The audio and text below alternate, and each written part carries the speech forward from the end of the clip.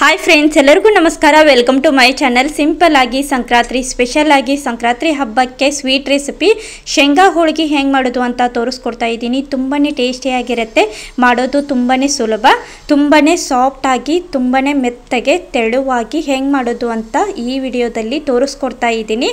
ಹಾಗೆ ತುಂಬ ದಪ್ಪದಾಗಿರೋದು, ಹಾಗೆ ಸ್ವಲ್ಪ ಬಿರುಕು ಬಿಡೋದು, ಹರಿಯೋದು, ಕಟ್ಟಾಗೋದು ಏನೂ ಇರೋಂಗಿಲ್ಲ. ಸಾಫ್ಟಾಗಿ ಮೆತ್ತಗೆ ಉಬ್ಬಿ ಬರುತ್ತೆ, ಒಂದು ರೀತಿ ಹೋಳಿಗೆ ತಿಂದಂಗಿರುತ್ತೆ. ಇದ್ರ ಜೊತೆಯಲ್ಲಿ ತುಪ್ಪ ಅಂತೂ ಇದ್ರಂತೂ ಸೂಪರ್ ಆಗಿರುತ್ತೆ, ಆರೋಗ್ಯಕ್ಕೂ ಕೂಡ ತುಂಬಾ ಒಳ್ಳೆಯದು.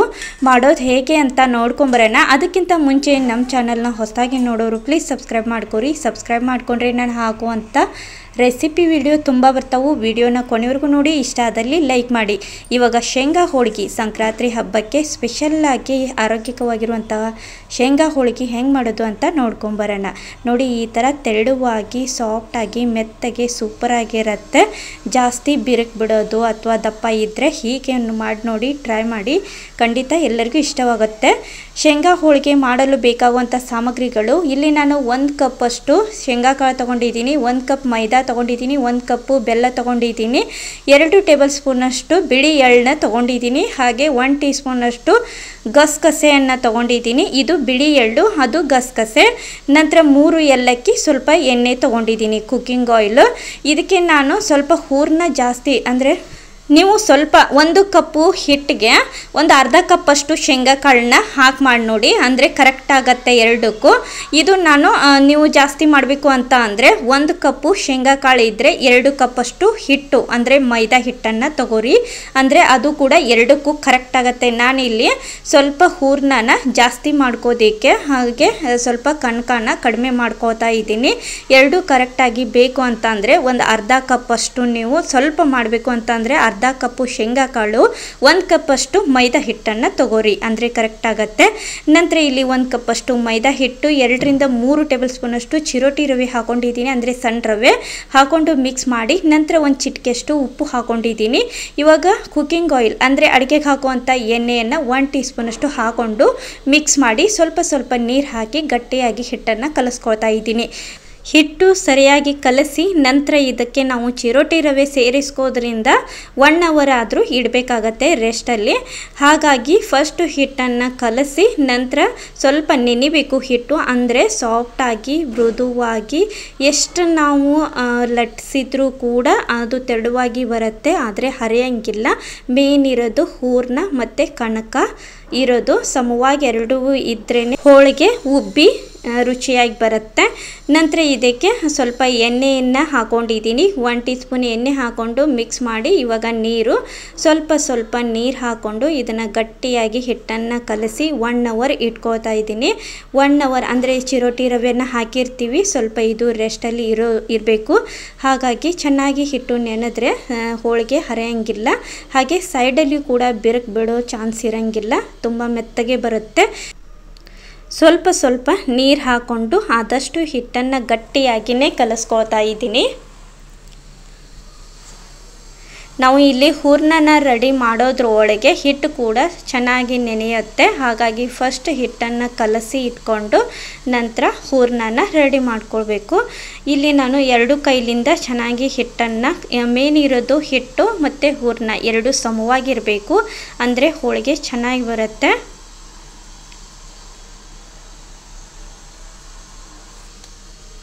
ನೋಡಿ, ಹೀಗೆ ಗಟ್ಟಿಯಾಗಿ ಕಲಸಿಟ್ಕೊಂಡಿದ್ದೀನಿ. ನಂತರ ನಾನು ಯಾವ ಬಟ್ಲಲ್ಲಿ ಹಿಟ್ಟು ತೊಗೊಂಡಿದ್ದೆ ನೋಡಿ, ಅದ ಬಟ್ಲಿಗೆ ಸ್ವಲ್ಪ ಎಣ್ಣೆನ ಹಚ್ತಾ ಇದ್ದೀನಿ. ಎಣ್ಣೆ ಹಚ್ಕೊಂಡು ಮೇಲೆ ಹಿಟ್ಟು ಹಾಕಿ ಮತ್ತು ಸ್ವಲ್ಪ ಮೇಲೆ ಎಣ್ಣೆ ಹಾಕಿ ಕ್ಲೋಸ್ ಮಾಡಿ ಇಡ್ತಾ ಇದ್ದೀನಿ. ಇಲ್ಲಿ ಹೂರ್ಣ ರೆಡಿ ಆಗೋದ್ರೊಳಗೆ ಇದು ಕೂಡ ಹಿಟ್ಟು ಚೆನ್ನಾಗಿ ನೆನೆಯುತ್ತೆ. ಹಾಗಾಗಿ ಇದಿಷ್ಟು ಹಿಟ್ಟನ್ನು ಕಲಸಿ ಇಟ್ಕೊಂಡು ನಂತರ ಗ್ಯಾಸ್ ಹಚ್ಚಿ ತವನ ಇಟ್ಕೊಳ್ತಾ ಇದ್ದೀನಿ. ತವ ಸ್ವಲ್ಪ ಬಿಸಿ ಆಗಲಿ. ಬಿಸಿ ಆದಮೇಲೆ 2 ಟೇಬಲ್ ಸ್ಪೂನಷ್ಟು ಬಿಳಿ ಎಳ್ಳು ಹಾಕ್ಕೊಂಡು ಸಣ್ಣ ಉರಿಯಲ್ಲಿ ಒಂದು 5 ರಿಂದ 10 ನಿಮಿಷ ಇದನ್ನು ಫ್ರೈ ಮಾಡ್ಕೋತಾ ಇದ್ದೀನಿ. ಅಂದರೆ ಇದು ಚಟಪಟ ಅಂತೇಳಿ ಸೌಂಡ್ ಬರಬೇಕು, ಹಾಗೆ ಒಂದೊಂದು ಕಾಳು ಸಿಡಿತಾ ಇರುತ್ತೆ ನೋಡಿ, ಸ್ವಲ್ಪ ಕಲರ್ ಕೂಡ ಚೇಂಜಸ್ ಇರುತ್ತೆ. ಆ ಟೈಮ್ದೊಳಗೆ ಗ್ಯಾಸ್ನ ಆಫ್ ಮಾಡಿಬಿಟ್ಟು ಯಾವ ಬಟ್ಲಲ್ಲಿ ನಾನು ತೊಗೊಂಡಿದ್ದೆ ನೋಡಿ ಬಿಳಿ ಎಳ್ಳನ್ನ, ಅದ ಬಟ್ಲೊಳಗೆ ಹಾಕಿ ಇಟ್ಕೋತಾ ಇದ್ದೀನಿ. ನೋಡಿ, ಹೀಗೆ ಚಟಪಟ ಅಂತೇಳಿ ಸೌಂಡ್ ಬಂದು ಸಿಡಿತಾ ಇರಬೇಕು, ಅಂದರೆ ಚೆನ್ನಾಗಿ ಫ್ರೈ ಆಗೈತೆ ಅಂತೇಳಿ ಗೊತ್ತಾಗತ್ತೆ.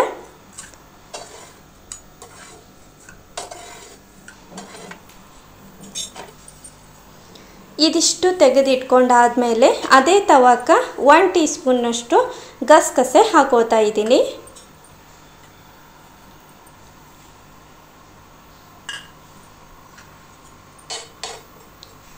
ಇದು ಕೂಡ ಬೇಗನೆ ಸೀದ್ಬಿಡೋ ಚಾನ್ಸ್ ಇರುತ್ತೆ. ಸ್ವಲ್ಪ ತವ ಬಿಸಿ ಇರೋದ್ರೊಳಗೇ ಹಾಕಿ ಇದನ್ನು ಸ್ವಲ್ಪ ಇದು ಕೂಡ ಚಟಪಟ ಅಂತೇಳಿ ಸೌಂಡ್ ಬಂದು ಸಿಡಿತಾ ಇರಬೇಕು. ಆವಾಗ ಇದು ಕೂಡ ಸ್ವಲ್ಪ ಫ್ರೈ ಆದಮೇಲೆ ಅದೇ ಬಟ್ಲೊಳಗೆ ಇದನ್ನು ಕೂಡ ತೆಗೆದಿಟ್ಕೋತಾ ಇದ್ದೀನಿ. ನಂತರ ಇವಾಗ 3 ಏಲಕ್ಕಿಯನ್ನು ಅದು ಕೂಡ ಸ್ವಲ್ಪ ಫ್ರೈ ಮಾಡ್ಕೋತಾ ಇದ್ದೀನಿ. ಅಂದರೆ ಸ್ವಲ್ಪ ಹುರಿದು ಹಾಕೋದ್ರಿಂದ ಚೆನ್ನಾಗಿ ಟೇಸ್ಟ್ ಬರುತ್ತೆ.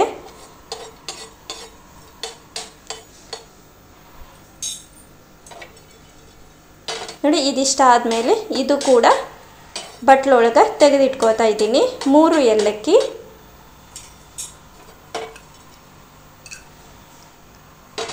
ನಂತರ ಇವಾಗ ಅದೇ ತವಕ ಶೇಂಗಾ ಕಾಳನ್ನ ಹಾಕೋತಾ ಇದ್ದೀನಿ. 1 ಕಪ್ಪು ಶೇಂಗಾ ಕಾಳು ಹಾಕ್ಕೊಂಡು ಇದು ಕೂಡ ಸಣ್ಣ ಉರಿ ಇಟ್ಕೊಂಡು ಇದು ಸ್ವಲ್ಪ ಸಿಪ್ಪೆ ಎಲ್ಲ ಮೇಲ್ಗಡೆ ಬರಬೇಕು. ಅಂದರೆ ಈ ಥರ ಬಾಯಿ ಬಿಚ್ಕೊಳ್ಳುತ್ತೆ ನೋಡಿ. ಸಣ್ಣ ಉರಿ ಇಟ್ಕೊಂಡು ಮೇನ್ ಇರೋದು ಹುರಿಯೋದು. ನಂತರ ಇದು ಚೆನ್ನಾಗಿ ಹುರಿದ್ರೆ ಹೂರಣ ಚೆನ್ನಾಗಾಗತ್ತೆ ನೋಡಿ. ಈ ಥರ ನೋಡಿ ಒಂದೊಂದಾಗಿ ಪೀಸ್ಗಳೆಲ್ಲ ಈ ಥರ ಬಾಯಿ ಬಿಡಬೇಕು. ಇದು ಚಟಪಟ ಅಂತೇಳಿ ಸೌಂಡ್ ಬರಬೇಕು. ಅಂದರೆ ಸಿಪ್ಪೆ ಚೆನ್ನಾಗಿ ಬಿಟ್ಕೊಳ್ಳುತ್ತೆ. ಹಂಗೆ ಫ್ರೈ ಕೂಡ ಚೆನ್ನಾಗಾಗತ್ತೆ. ಇದು ಕೂಡ ಫ್ರೈ ಮಾಡಿಕೊಂಡು ಒಂದು ಪ್ಲೇಟಲ್ಲಿ ಹಾಕ್ಕೊಂಡು ಸ್ವಲ್ಪ ಇದು ತಣ್ಣಗಾಗಬೇಕು. ತಣ್ಣಗಾದ್ಮೇಲೆ ಮೇಲ್ಗಡೆ ಇರುವಂಥ ಸಿಪ್ಪೆನೆಲ್ಲ ಕ್ಲೀನ್ ಮಾಡ್ಕೊಳ್ತಾ ಇದ್ದೀನಿ ನೋಡಿ. ಇವಾಗ ಇದಿಷ್ಟು ತಣ್ಣಗಾಗಿದೆ. ತಣ್ಣಗಾದ್ಮೇಲೆ ಈಗ ಸಿಪ್ಪೆನೆಲ್ಲ ಸಪ್ರೇಟಾಗಿ ಮಾಡ್ಕೊಳ್ತಾ ಇದ್ದೀನಿ ನೋಡಿ. ಪೂರ್ತಿಯಾಗಿ ವೈಟಾಗಿ ಮಾಡ್ಕೊಂಡಿದ್ದೀನಿ ಶೇಂಗಾ ಕಾಳನ್ನ. ಮೇಲ್ಗಡೆ ಇರುವಂಥ ಸಿಪ್ಪೆನ ತೆಗೆದ್ರೆ ಇದು ಚೆನ್ನಾಗಿ ಫ್ರೈ ಆಗಿದ್ದು ಕಾಣಿಸುತ್ತೆ ನೋಡಿ.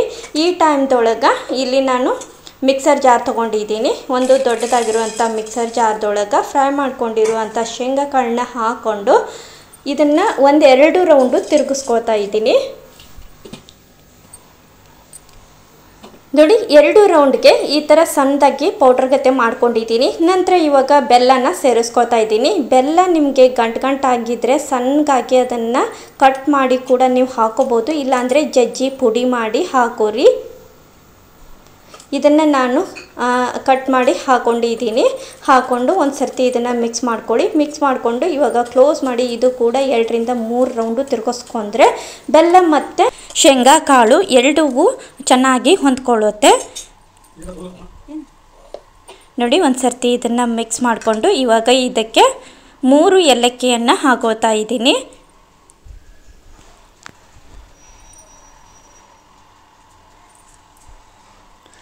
ಸಿಪ್ಪೆನ ತೆಗೆದು 3 ಏಲಕ್ಕಿಯನ್ನು ಹಾಕಿ ನಂತರ ಇದನ್ನು ಕ್ಲೋಸ್ ಮಾಡಿ 1-2-3 ರೌಂಡು ತಿರ್ಗಿಸ್ಕೊಂಡ್ರೆ ಬೆಲ್ಲ ಮತ್ತು ಶೇಂಗಾ ಕಾಳು ಚೆನ್ನಾಗಿಯೇ ಹೊಂದ್ಕೊಳ್ಳುತ್ತೆ. ನಂತರ ಪೌಡರ್ ಕೂಡ ರೆಡಿ ಆಗುತ್ತೆ. ಈ ಏಲಕ್ಕಿ ಮೇಲ್ಗಡೆ ಇರುವಂಥ ಸಿಪ್ಪೆನ ಚಹಾ ಮಾಡಬೇಕಾದ್ರೆ ಅಥವಾ ಕಾಫಿ ಟೀ ಮಾಡಬೇಕಾದ್ರೆ ನೀವು ಹಾಕಿ ಕುದಿಸಿ ತುಂಬ ಸ್ಮೆಲ್ಲಾಗಿ ತುಂಬ ರುಚಿಯಾಗಿ ಬರುತ್ತೆ. ನಂತರ ಇದಿಷ್ಟು 2-3 ರೌಂಡು ತಿರ್ಗಿಸ್ಕೊಂಡು ಹೀಗೆ ಪೇಸ್ಟ್ ಆಗಿದೆ ನೋಡಿ.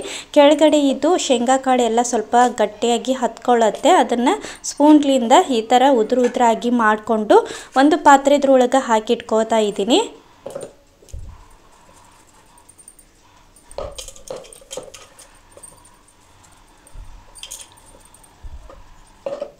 ಶೇಂಗಾ ಕಾಳಿನ ಹೂರಣ ರೆಡಿ ಆಯಿತು ನೋಡಿ. ತುಂಬಾ ಮಾಡೋದು ಸುಲಭ, ಹಂಗೆ ಟೇಸ್ಟ್ ಅಂತೂ ಸೂಪರಾಗಿರುತ್ತೆ.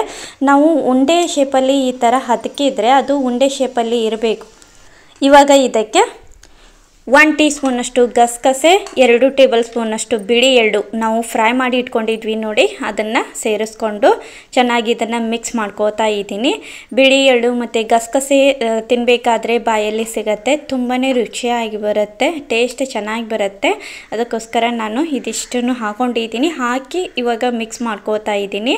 ಹೀಗೆ ಇದು ಪೌಡರ್ ಗತೆ ನಾವು ಸಣ್ಣಗೆ ರುಬ್ಬಿ ಮಾಡಿಕೊಂಡ್ರೆ ಹರಿಯೋದಿಲ್ಲ, ಮುರಿಯೋದಿಲ್ಲ, ಸೈಡಲ್ಲೂ ಬಿರುಕು ಬಿಡೋ ಚಾನ್ಸ್ ಚಾನ್ಸ್ ಅಂತೂ ಇರೋದೇ ಇಲ್ಲ ನೋಡಿ. ಉಂಡೆ ಕಟ್ಟಿದರೆ ಇದಕ್ಕೆ ನೀವು ಉಂಡೆ ಕೂಡ ಮಾಡ್ಕೋಬೋದು, ಶೇಂಗಾ ಕಾಳಿನ ಉಂಡೆ. ಸ್ವಲ್ಪ ಇದನ್ನು ಪೇಸ್ಟ್ ಮಾಡ್ಕೊಂಡಿದ್ದೀನಿ, ಅದು ಸ್ವಲ್ಪ ಗಟ್ಟಿಯಾಗಿ ತರ್ತರಿಯಾಗಿ ಮಾಡಿಕೊಂಡು ಉಂಡೆಯನ್ನು ಕೂಡ ನೀವು ಕಟ್ಕೋಬೋದು, ಅದು ಕೂಡ ಚೆನ್ನಾಗಿರುತ್ತೆ. ನಂತರ ಇದಿಷ್ಟು ರೆಡಿ ಆಗೋದ್ರೊಳಗೆ ಹಿಟ್ಟು ಕೂಡ ಚೆನ್ನಾಗಿ ನೆನೆದಿದೆ ನೋಡಿ. ಹಿಟ್ಟನ್ನು ತೆಗೆದು ಇವಾಗ ಮತ್ತೆ ಒಂದು ಸರ್ತಿ ಇದನ್ನು ಮಸಾಜ್ ಮಾಡ್ಕೋತಾ ಇದ್ದೀನಿ. ಮಸಾಜ್ ಮಾಡಿಕೊಂಡು ಇವಾಗ ಸಣ್ಣ ಸಣ್ಣದಾಗಿ ಕಟ್ ಮಾಡ್ಕೋತಾ ಇದ್ದೀನಿ.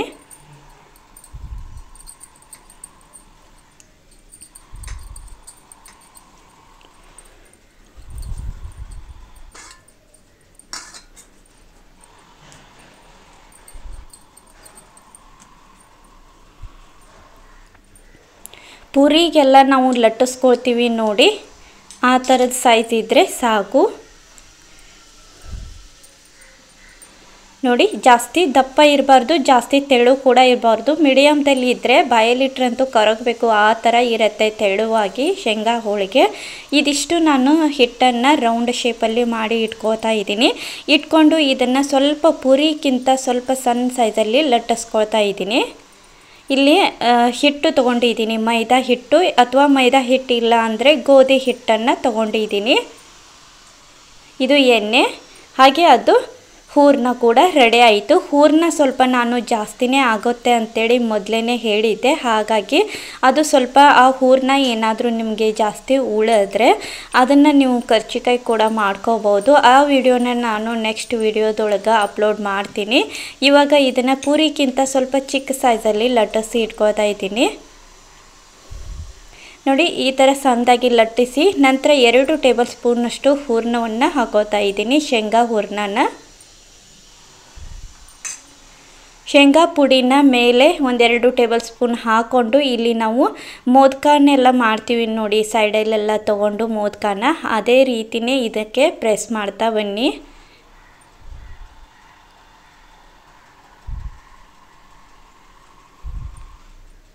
ನೋಡಿ ಮೋದಕ ಮಾಡ್ತೀವಿ ನೋಡಿ, ಹಾಗೆ ಇದನ್ನು ರೌಂಡ್ ಶೇಪಲ್ಲಿ ಮಡಚಿ ಇಟ್ಕೋತಾ ಇದ್ದೀನಿ.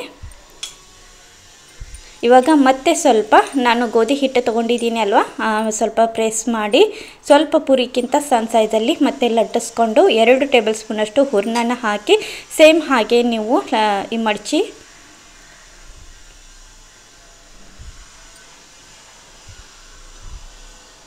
ಇವಾಗ ಸ್ವಲ್ಪ ಕೆಳಗಡೆ ಹಿಟ್ಟು ಹಾಕಿ ಇದನ್ನು ಸ್ವಲ್ಪ ಪೂರಿ ಸೈಜಿಗೆ ಲಟ್ಟಿಸ್ಕೋತಾ ಇದ್ದೀನಿ. ಪೂರಿಗಿಂತ ಸ್ವಲ್ಪ ದೊಡ್ಡದಾಗಿದ್ದರೆ ಸಾಕು.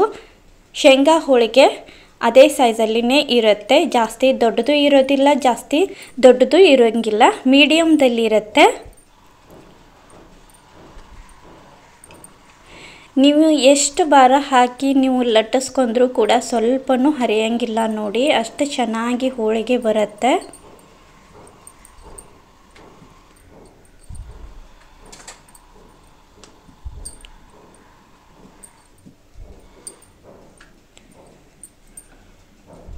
ನೋಡಿ ಇದಿಷ್ಟಿದ್ರೆ ಸಾಕು, ಈ ಸೈಜಿಗೆ ಕರೆಕ್ಟ್ ಆಗುತ್ತೆ ಶೇಂಗಾ ಹೋಳಿಗೆ. ನಂತರ ಈ ಥರ ತೆಳುವಾಗಿ ಲಟ್ಟಿಸಿ ಒಂದೊಂದಾಗಿ ನೀವು ಎಲ್ಲವನ್ನು ಒಂದೇ ಸರ್ತಿ ಲಟ್ಟಿಸಿ ಇಟ್ಕೊಂಡು ಬೇಯಿಸೋದು ತುಂಬಾ ಈಸಿ ಕೂಡ ಆಗುತ್ತೆ. ನಾನಿಲ್ಲಿ 1-2 ಲಟ್ಟಿಸಿ ಒಂದು ಪ್ಲೇಟ್ ಒಳಗೆ ಹಾಕಿ ಇಟ್ಕೋತಾ ಇದ್ದೀನಿ.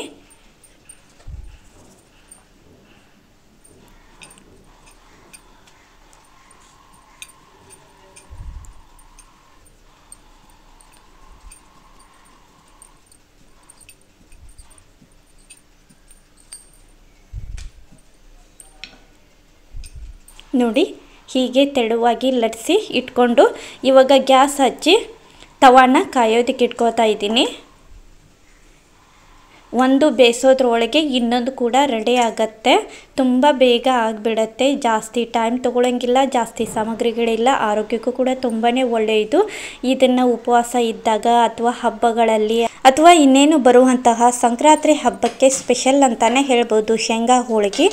ಒಂದು ಸರ್ತಿ ಹೀಗೆ ಟ್ರೈ ಮಾಡಿ, ಎಲ್ಲರಿಗೂ ಇಷ್ಟವಾಗುತ್ತೆ. ಗ್ಯಾಸ್ ಹಚ್ಚಿ ತವಾನ ಇಟ್ಟು ತವಾ ಸ್ವಲ್ಪ ಕಾದಾದ್ಮೇಲೆ ಸ್ವಲ್ಪ ಕೆಳಗಡೆ ಎಣ್ಣೆನ ಸವರಿ ನಂತರ ಇಲ್ಲಿ ಲಟ್ಸಿರುವಂಥ ಹೋಳಿಗೆಯನ್ನು ಹಾಕಿ ಮೇಲ್ಗಡೆ ಮತ್ತೆ ಎಣ್ಣೆನ ಹಚ್ಕೊಂಡು ಸಣ್ಣ ಉರಿ ಮೀಡಿಯಮ್ದಲ್ಲಿ ಉರಿನ ಇಟ್ಕೊಂಡು ಬೇಯಿಸಿ ತುಂಬ ಚೆನ್ನಾಗಿ ಉಬ್ಬಿ ಸಾಫ್ಟಾಗಿ ಬರುತ್ತೆ. ಇದನ್ನು ನಾವು 1 ವಾರ ಅಥವಾ 10 ದಿವಸದ ಮಟನೂ ಇಟ್ಕೊಂಡು ತಿನ್ಬೋದು, ತುಂಬಾ ರುಚಿಯಾಗಿರುತ್ತೆ.